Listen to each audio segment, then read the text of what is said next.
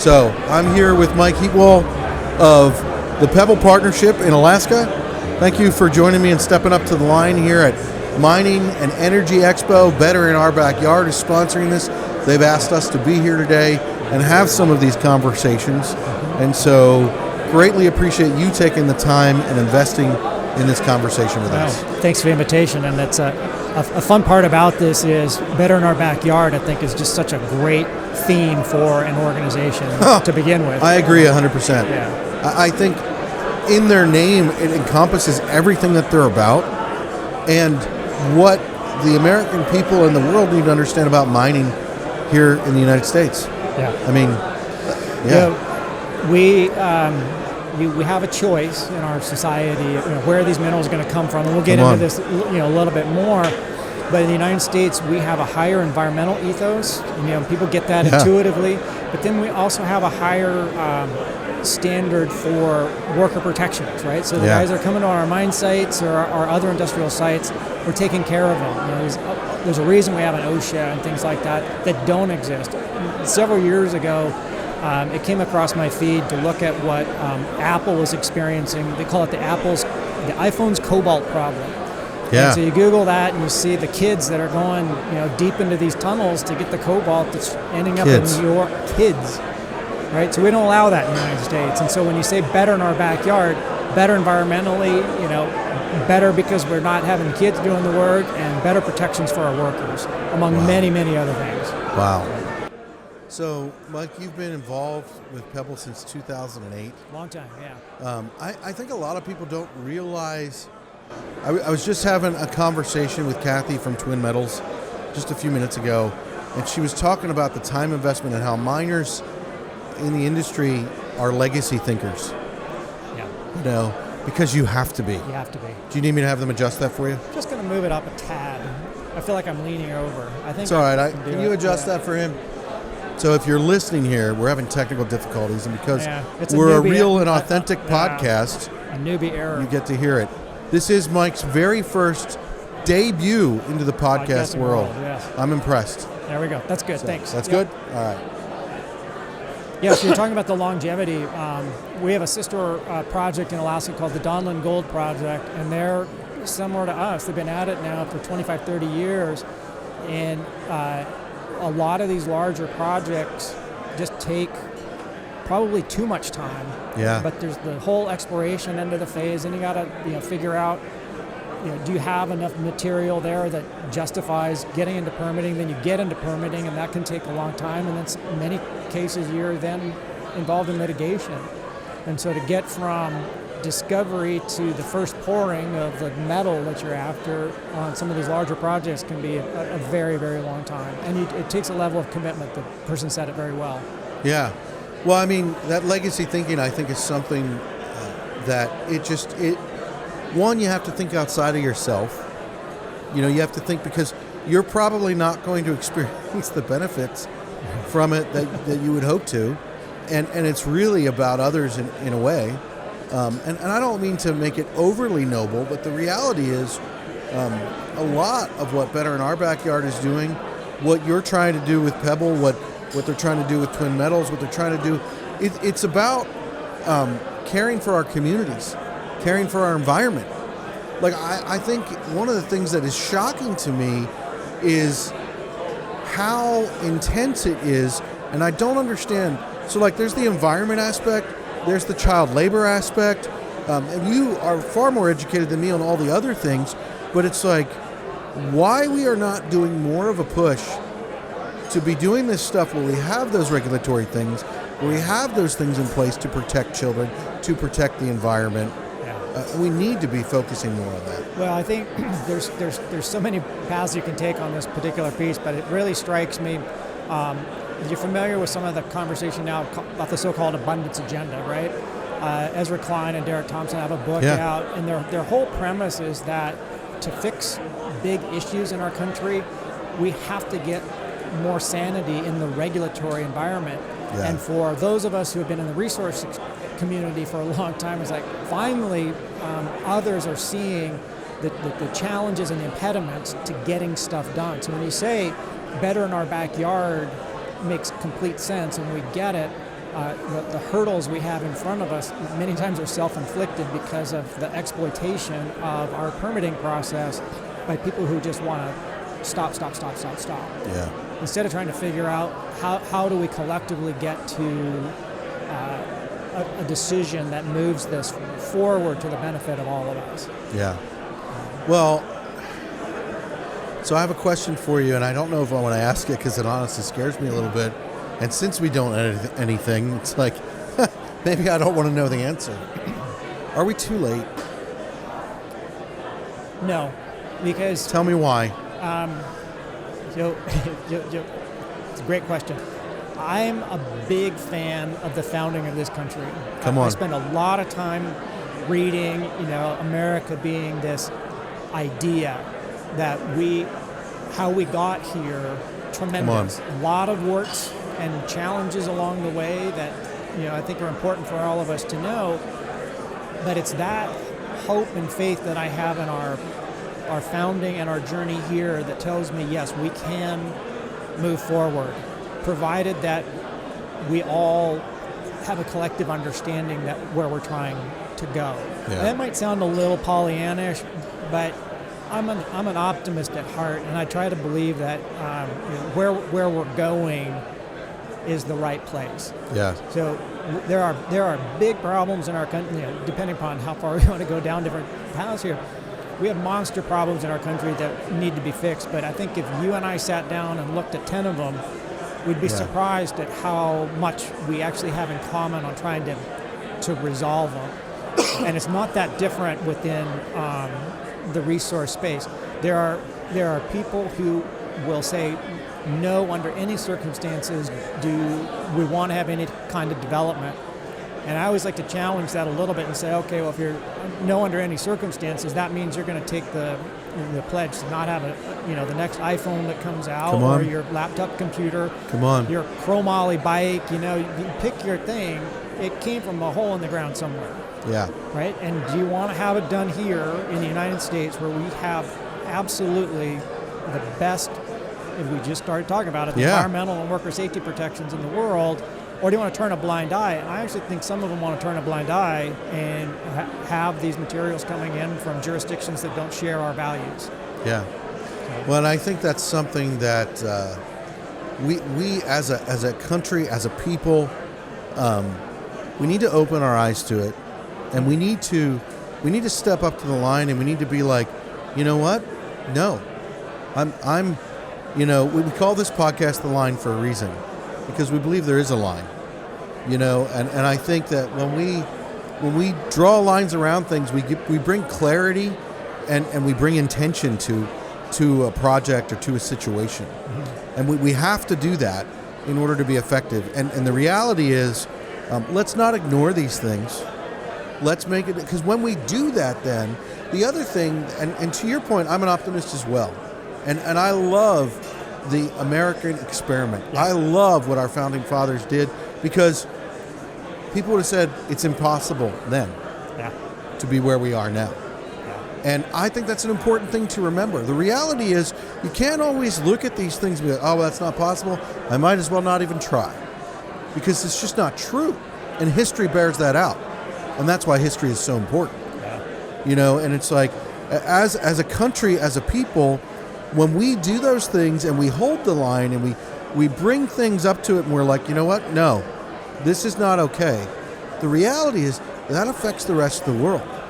We become leaders, and we can lead an industry in how to do things in a way that affect us for the next 500 years. Yeah. And I think that's something that is really important. And I love, it's funny, I'm an industrial electrician by trade. And you talk about copper. One of my first podcasts I did in a copper mine in Arizona that was opening, and I had all my life I handle copper, I work with copper, electrical work. We can't do our job without copper wire. It doesn't exist. Yep. And the reality is, I had no idea where my copper wire was coming from. Yep.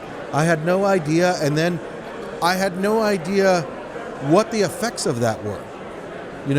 I lived through 2008 in business, where copper wire was up here, and then it went down here. And it's like, that's one of those things. I'll never forget the day that a supplier said to me, hey, that quote is good till 5 p.m.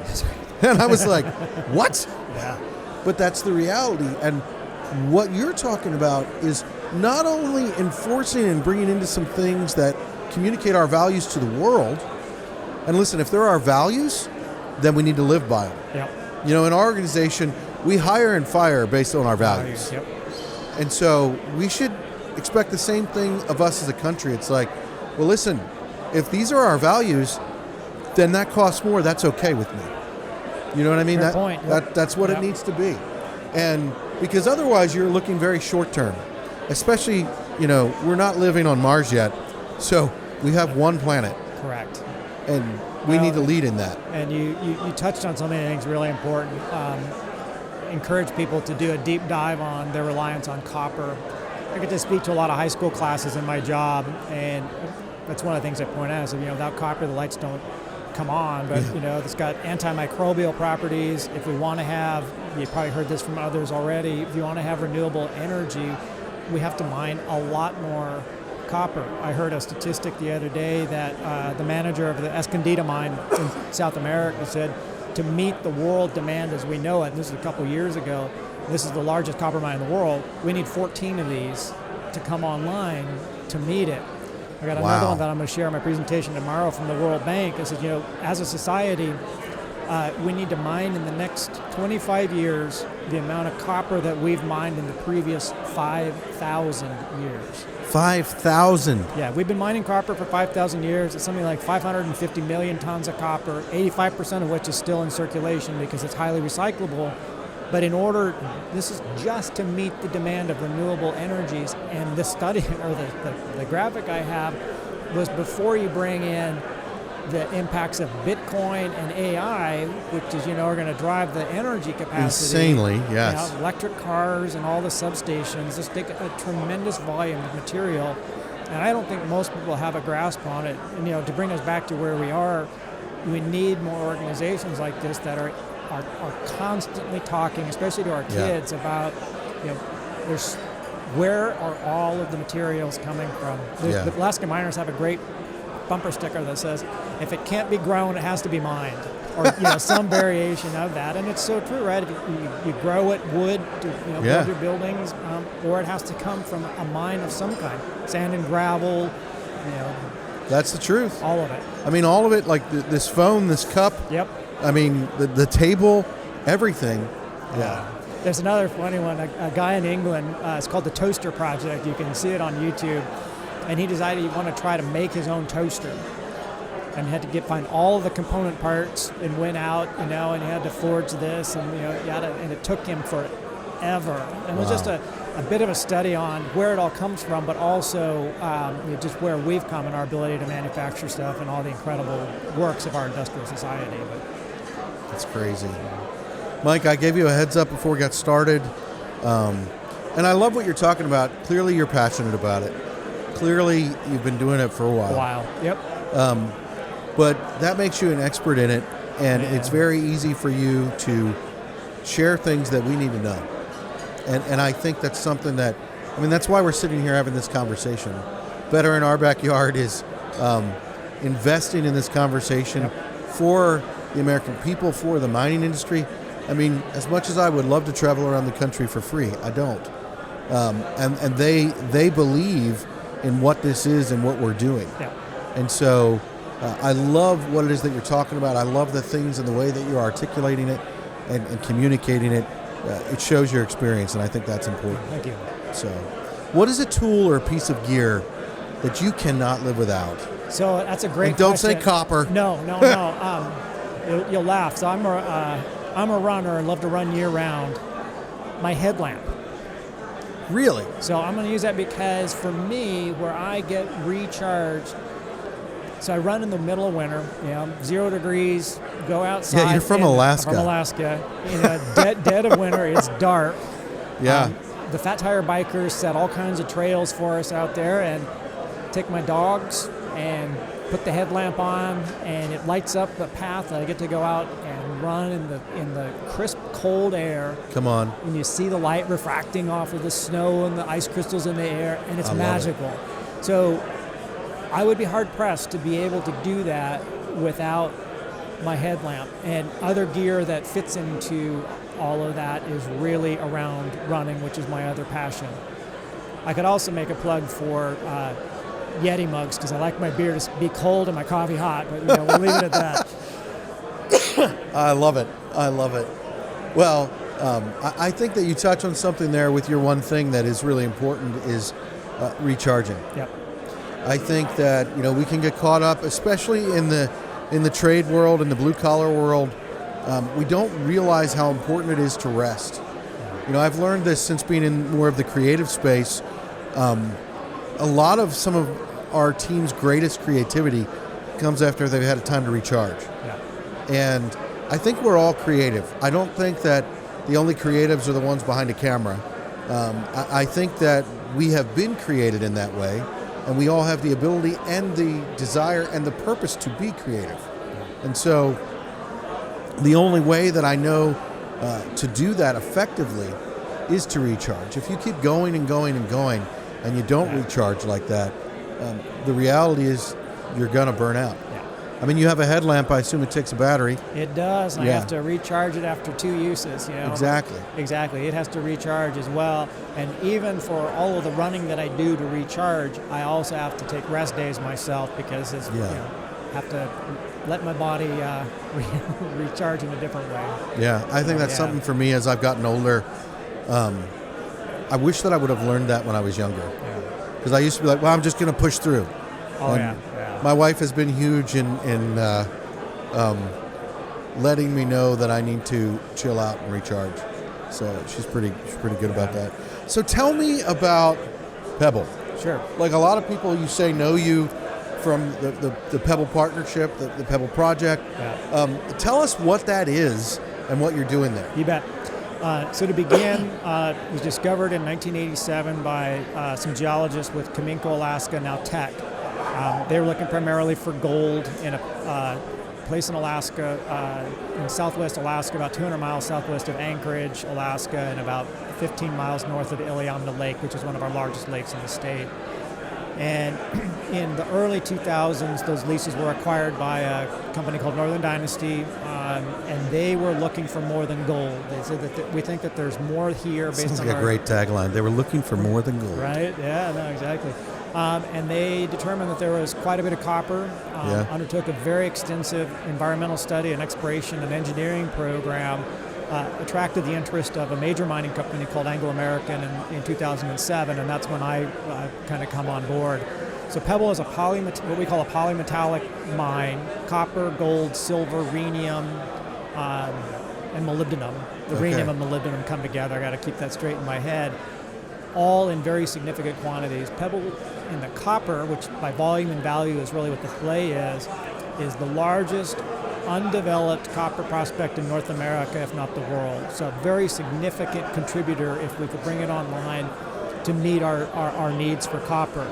Now we're also situated in a part of our state that is near Bristol Bay, which is where a lot of our salmon come from. Yeah. And our whole pitch has been that the project has to coexist with the fishery, because we recognize... Can it do that? We can. I'll get to that in a second, but it has to exist culturally and commercially. Our nearby communities are dependent upon salmon to fill their freezers. I mean, every Alaskan has a salmon story. That's kind of part of it in our DNA. And so I mentioned that Northern Dynasty had undertaken these environmental studies. So they've invested in the environmental studies program alone $200 million. Wow. I'll say that again. Environmental studies, $200 million over the course of probably 10 or 12 years, extensively focused on fish and water and knowing all things that they can about it, so that we could meet the values criteria that we set for ourselves about coexisting. And it's not a fish or mining, it's fish and mining. And where we're located within the ecosystem, we took a project into permitting that said it was not going to cause environmental impacts outside of the boundaries of where we're doing our operations. If you dig a hole in the ground, you're going to have local impacts. Yeah. The environmental impact statement that was published by the U.S. Army Corps of Engineers in July of 2020 is full of top-line statements that the project will not cause any harm to that fishery, and equal statements about the water resources. And that's kind of a fast track of discovery through getting a positive EIS. But we've had some challenges with the Environmental Protection Agency in that window for political reasons that have tried to stop us from being able to, in one case, get into the permitting process and then blocking us while we were in it. Wow. I feel like you're in like a battle. Yeah. I mean, so what is it with this process? Why is this so? I mean, I know the answer to this. Well, I don't know if I know the answer. I think I understand it. But it's like, why is this so important to the American people? Why does it matter so much that we get this through and get it off the ground? Yeah, many reasons. There's jobs and economic activity for not only my state, but any major Alaska project. You look at the development of the Trans-Alaska Pipeline, that had economic tentacles across the United States. For sure. And so all of the supplies that come into a mining operation have to come from somewhere. The trucks have to come from Caterpillar or one of the other major manufacturers. Everything comes from somewhere else. And so there's the economic activity for Alaska and the nation. There's the direct jobs, locally about 800, probably 2,000 in total. For the state of Alaska, there's the taxation for the local jurisdiction that we are, local revenues. We've estimated for the communities that are nearest us, they'll see a five-fold increase in their tax base. Five-fold? Five-fold. $5 billion right now, $25 million should we go into operation. That's a game changer. For in our part of Alaska, the communities, there's not a lot of economy, and so the population is in slow decline. So there's the jobs, year-round jobs are really not that prevalent. And so if you're raising a family in a community like Iliamna, where we're based, you're gonna move to Anchorage to get a job, or you're gonna work on Alaska's North Slope and be away from your family. And I think many would prefer to be in their home 100%. community. And on the school front, Alaska's got a unique funding formula for how we fund our schools, in that in our rural districts, they have a 10-student minimum for your K through 12 school in order to keep the doors open. You go below that, you lose your school. That's the hurt of many of these communities. And many of the communities in the region where we are, I think since I've been there, I've seen 6 or 7 now schools that have had to close, and many others are on the bubble. I know a little bit about communities. I come from the state of Pennsylvania, and we were huge in coal. And there are many coal towns that you talk about being in decline. And it's one of those things, when your community is in decline, a lot of times there's no way to save it. There's no way to change it. The reality is, for you in Alaska right now, you have solutions to change that. Correct.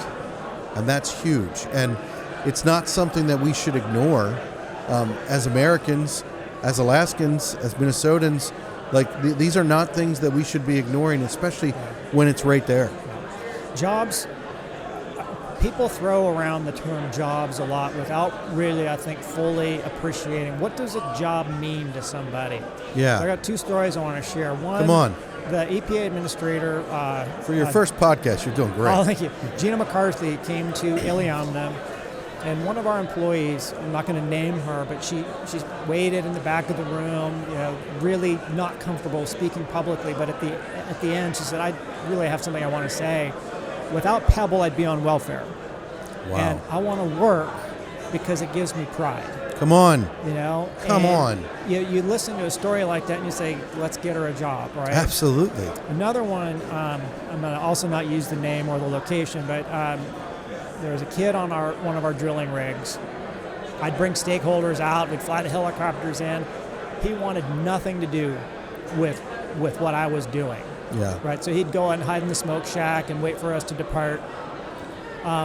but we got him into a driller kind of apprentice program, working with our Department of Labor. Come on, I love this. This is great. He becomes a certified driller, and on his rig, he has his brothers as his helpers, right, on the rig. And now when we fly in, shuts the rig down, comes over, says, "Hey, Mike, come on over. I want to show you what we're doing." Shakes all of our hands and what we want to do. And you realize just the transformation of what this meant. Yeah. And that's a job. And when we had to downscale our exploration program, the ebbs and flows of markets and investment and all of that, he was able to get picked up by other companies in the state because he had a skill that he could take somewhere else and provide for his family.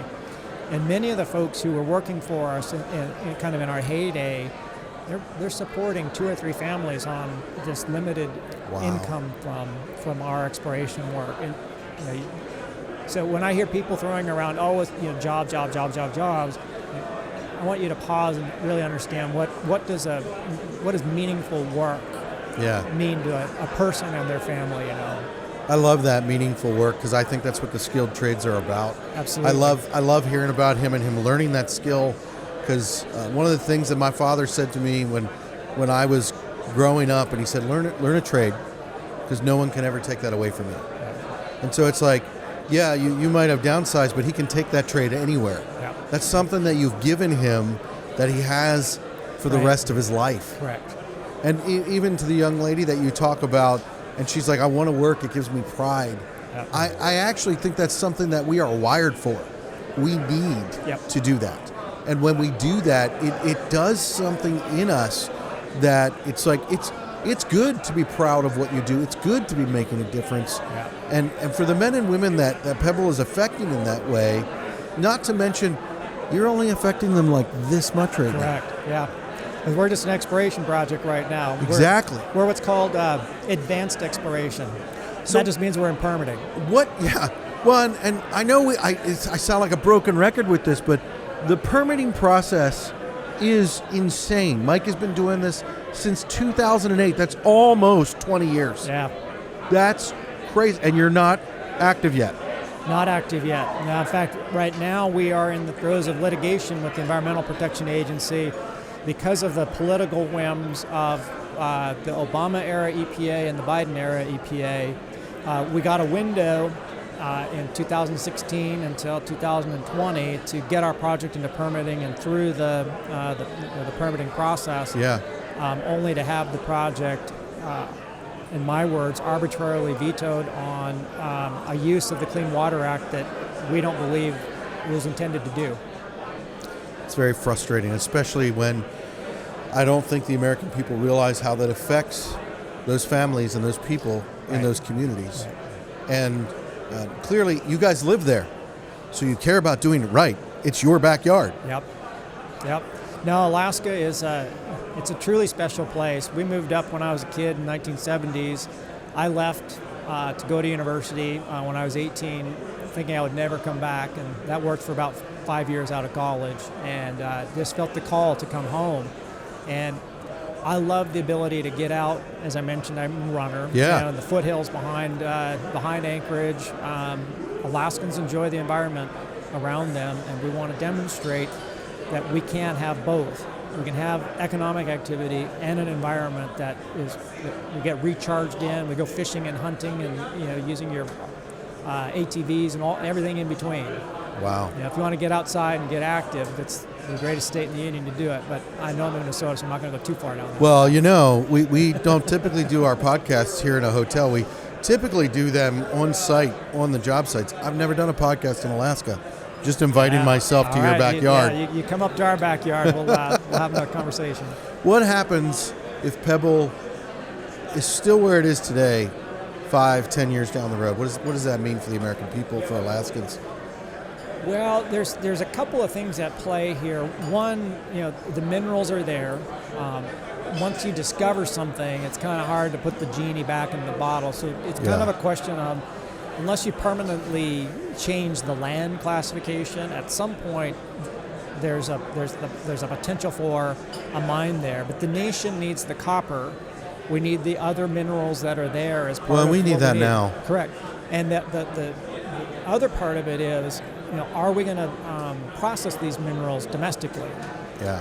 And that's another conversation that here in the industry we need to put a lot more teeth behind, whether it's working with the federal government to get some type of research money to say, there are other processes out there for how we turn the minerals into metal. Yeah. Or working with universities and partnering up. There's a lot of brilliant minds out there, and there's no reason that we shouldn't be having significantly more domestic mineral processing. We're looking at something called hydrometallurgy, which is kind of a leaching type approach to try to get the copper, but it's in its infancy stages, but it also adds to the value chain, right? More jobs and more opportunity if you do it in your own backyard. Yeah, absolutely. Well, and I think that's something that, we talked about values. We really have to do that if we want to lead the world in our values. And I think that our values as a country, as organizations, I think they matter, because I think that affects, positively affecting other people to be like, oh, maybe this is a better way. Yeah. Maybe this is a way. Maybe I don't need to send children into the mine to pull this stuff out. Maybe I should. Well, the thing I think that happens too is sometimes people's understanding of mining is rooted in, I'll call it the pre-NEPA world, right? Before all the alphabet soup of environmental laws that we passed, not NEPA, Clean Water Act, Clean Air, Endangered Species, Marine Mammal Protection, you name it, from the late 60s to mid 70s, we've said we're going to change how we approach industry in the United States. And all the companies have taken that to heart. We've improved our environment, and prospects are still there, and they can be done right. Yeah. So, Mike,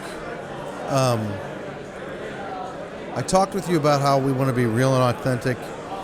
I'm talking with a guy who's involved in a project where you want to bring copper, gold. You mentioned other minerals and elements that I can't even think of, but it's like we want to bring value through this conversation. So I want to ask you a question here that I ask everybody. I gave you some time for it. I told you I wasn't going to let you off the hook with it.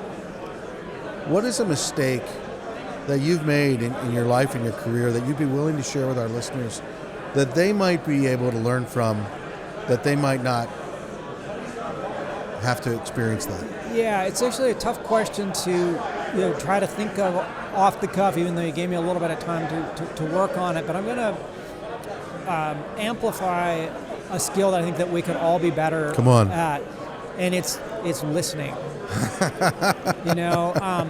Maybe it's to say to be a better listener earlier in my career rather than thinking I have all the answers. Yeah, I think that's probably where I would start the conversation, because I think when I'm younger, I go into the room thinking I know it all. I wish that wasn't true about me too. Right now, and I want to go back and say, actually, you don't. And we learn more as we mature, and so maybe that's what I will use, is be a better, more active listener, and taking that more to heart. I mean, I'm a very studious person, but I think we could all benefit by using the ears we were given for the purpose we were given them for. Do you have any? Are there any stories that you can think of where you didn't listen, and it would have benefited you that you'd be willing to share? And if not, I mean, I have like 1,000 of them. Yeah. But sometimes even as an early manager of people, I know there were times when I could have done a better job as a manager. And it's hard managing people because you want to be liked, and sometimes you have to have hard conversations. But being a better listener overall as a manager, as a practitioner, I think that's something for me. I don't have something tangible that comes to mind, but I look back over the span of my career. I can understand what you're saying, because for me, in managing people specifically, I did not realize the value of listening early on, and the value even for myself, and the value for those who I was leading.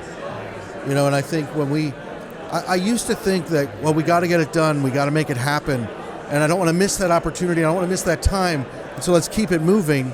And it's like I would almost feel like if I would take the time to listen, I might miss it. but it was exactly the opposite. Yeah. So. Actually, just in talking, more come to mind as a manager.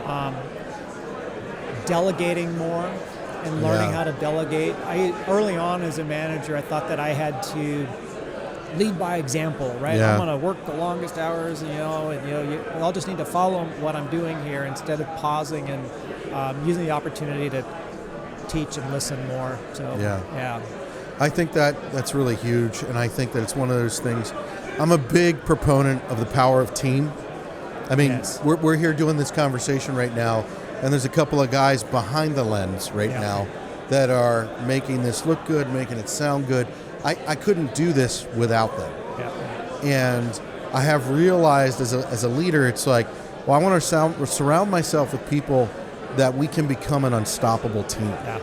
And when you collaborate like that and you work like that, and in listening to team, that is essential in being effective. Yeah. When you do that, that's when you can really make a difference. So, well, Mike, I appreciate what you're doing, with the Pebble Project. I appreciate just hearing about your views on what these things look like. Where can people find you to learn more information? Where can they find your organization? Where do they look that up? You bet. Primarily pebblepartnership.com. That's our corporate website. I'm on LinkedIn. Our colleague Ryan here with Better in Our Backyard is the one who made me realize there's a lot more happening on LinkedIn these days than I agree. 10 years ago. Very surprising how much more activity there is there. So hit me up there too. Absolutely. Well, Mike, thank you so much for your time. Thank you for stepping up to the line. Thanks for the invitation. Appreciate it.